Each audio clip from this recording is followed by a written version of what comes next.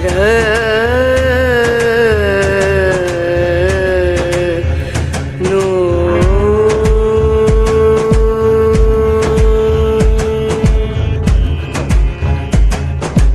राधे। जय माता की भक्तों, आप सभी का स्वागत करती हूँ स्पिरिचुअल ज्ञान साधना में। और आप सभी से अनुरोध करती हूँ कि स्पिरिचुअल ज्ञान साधना को सब्सक्राइब कर लीजिए और बेल आइकन को प्रेस कर दीजिए ताकि आपको नई नई वीडियोस का नोटिफिकेशन मिलता रहे।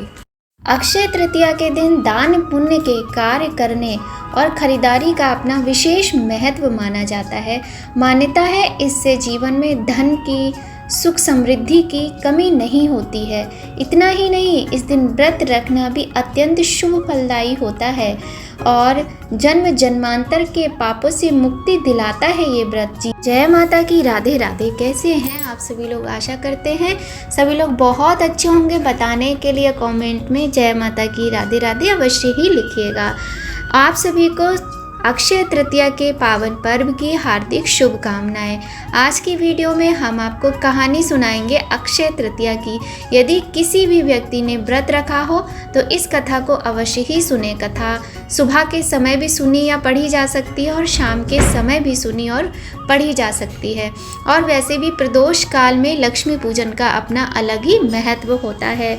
अक्षय तृतीया के दिन भगवान विष्णु के परशुराम अवतार का भी जन्म हुआ था। इतना ही नहीं, इस दिन युधिष्ठिर को भगवान कृष्ण ने अक्षय पात्र दिया था। यह एक ऐसा पात्र था जिसमें कभी भी भोजन समाप्त नहीं होता था। इसी प्रकार से आज के ही दिन बांके बिहारी के चरणों के दर्शन किए जाते हैं। बद्रीनाथ में आज के ही दिन कपाट पहले, इस पूरे सर्दियों के बाद अक्षय तृतीया के दिन ही बद्रीनाथ के कपाट खुल जाते हैं और दर्शन प्रारंभ हो जाते हैं। तो चलिए देर न करते हुए प्रारंभ करते हैं आज की कथा। आज अक्षय तृतीया है। अक्षय तृतीया की सुंदर कथा सुनिए। पौराणिक कथा के अनुसार प्राचीन काल में धर्मदास नामक वैश्य था जो अपने परिवार के साथ गरीबी में जीवन जी रहा था। उसे हमेशा अपने परिवार के भरण पोषण की चिंता लगी रहती थी क्योंकि उसके परिवार में कई सदस्य थे और उन सभी की जिम्मेदारी उसके ऊपर ही थी। धर्मदास धार्मिक प्रवृत्ति का व्यक्ति था। सभी देव और ब्राह्मणों के प्रति उसकी श्रद्धा के कारण से ही उसे कोई पसंद नहीं करता था।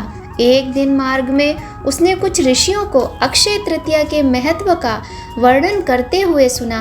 ऋषि कह रहे थे कि अक्षय तृतीया महान अगणित फल प्रदान करने वाली तिथि होती है। इस दिन ही नर नारायण हयग्रीव और परशुराम अवतार प्रकट हुए थे। ऐसे में इस शुभ दिन पर किए जाने वाले दान, हवन, पूजन, जाप आदि कर्मों का अक्षय फल प्राप्त होता है, यानी ऐसा फल जिसकी समाप्ति कभी होती ही नहीं है। साथ ही ऋषियों ने ये भी कहा कि इस दिन देवताओं और पितरों के निमित्त जो भी व्यक्ति दान, हवन, पूजन, तर्पण करता है उसे बेहद पुण्य की प्राप्ति होती है। इस प्रकार अक्षय तृतीया के व्रत के महात्म्य को सुनने के बाद उसने अक्षय तृतीया का व्रत करने का निश्चय किया।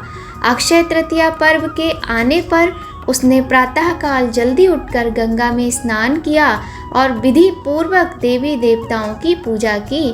पूरी श्रद्धा से व्रत और अपने सामर्थ्य के अनुसार जल से भरे घड़े, पंखे, नमक, गेहूं, गुड़, घी, दही, जौ, सत्तू, चावल, सोना और वस्त्र आदि वस्तुएं भगवान को अर्पित करके ब्राह्मणों को दान में दी।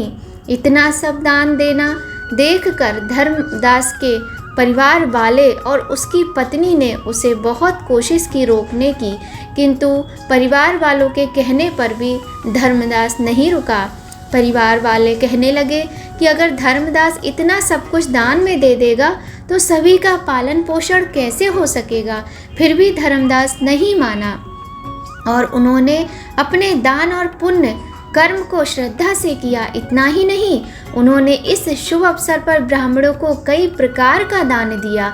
इस तरह उनके जीवन में जब भी अक्षय तृतीया का पर्व आया, प्रत्येक बार पूरी विधि से पूजा की और दान आदि कर्म किए।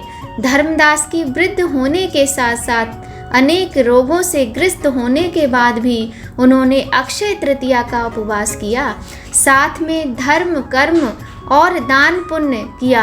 कहते हैं अक्षय तृतीया पर किए गए पुण्य के कारण ही यही वैश्य अगले जन्म में कुशावती का राजा बना। मान्यताओं के अनुसार अक्षय तृतीया के दिन किए गए दान व पूजन का फल अगले जन्म में भी मिलता है। इसलिए ही धर्मदास को नया जन्म एक धनी राजा के रूप में मिला। ये इतना धनी और प्रतापी था कि त्रिदेव भी उसके दरबार में अक्षय तृतीया के दिन ब्राह्मणों का वेश धारण करके सम्मिलित हुए थे।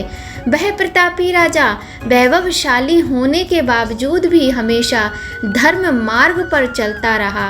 उसे अपनी श्रद्धा और भक्ति पर कभी कोई घमंड नहीं हुआ। माना जाता है यही राजा आगे आने वाले जन्मों में भारत के प्रसिद्ध सम्राट चंद्रगुप्त के रूप में प्रसिद्ध हुआ। तो ऐसी है अक्षय तृतीया व्रत की महिमा।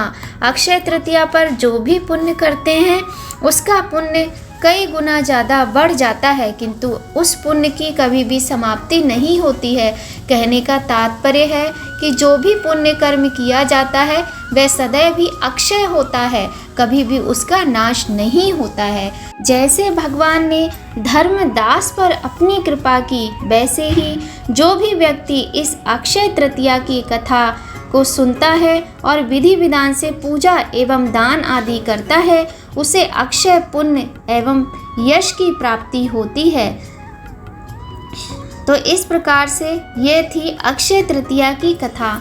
कुछ लोगों को नहीं पता होता है कि अक्षय तृतीया के दिन खरीदारी करने के अलावा दान पुण्य का भी विशेष महत्व होता है, लेकिन सही मायने में सच्चे अर्थों में यदि बताएं तो आज के दिन दान पुण्य पूजा पाठ जप तप का बहुत अधिक महत्व होता है। यदि आज के दिन आप किसी भी मंत्र को सिद्ध करना चाहते हैं तो अपने मंत्र की माला जाप करने के बाद आप एक माला का हवन अवश्य ही करें। कहने का तात्पर्य है जो भी मंत्र आपका हो उस मंत्र की 108 आहुति आप अवश्य ही दें। इस तरह करने से मंत्र सिद्ध होता है। साथ ही जो भी आपके घर में यंत्र होते हैं, लक्ष्मी यंत्र, सूर्य यंत्र, श्री यंत्र और जो भी आपके अंबिका यंत्र, दुर्गा यंत्र, बहुत सारे आपके तरह तरह के धातुओं से बने यंत्र होते हैं। अगर धातुओं से बने हैं तो उनको गंगा जल से धोकर अच्छे से उनको चंदन आदि लगाकर और धूप दीप दिखाकर यदि आप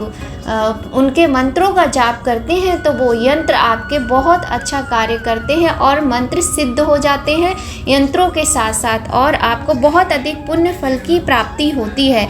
इस प्रकार से अक्षय तृतीया के दिन आप इस तरह के यदि दान पुण्य के काम भी करते हैं, जैसे कि कथा में हमने बताया कि क्या क्या दान किया, तो आप उसमें से कुछ भी एक वस्तु दान कर सकते हैं। जैसे मिट्टी का घड़ा जल भर के दान कर दीजिए। साथ ही कोई भी ऋतु फल हो, खरबूजा है, आम है, खीरा, ककड़ी, इस तरह की वस्तुएं भी आज के दिन दान की जाती हैं और इसका पुण्य कभी भी समाप्त नहीं होता है। तो वीडियो आपको थोड़ी भी अच्छी लगे तो लाइक अवश्य कीजिएगा। मिलते हैं आपसे ऐसी ही नई जानकारी, नई सुंदर रोचक कथा के साथ दूसरे वीडियो में।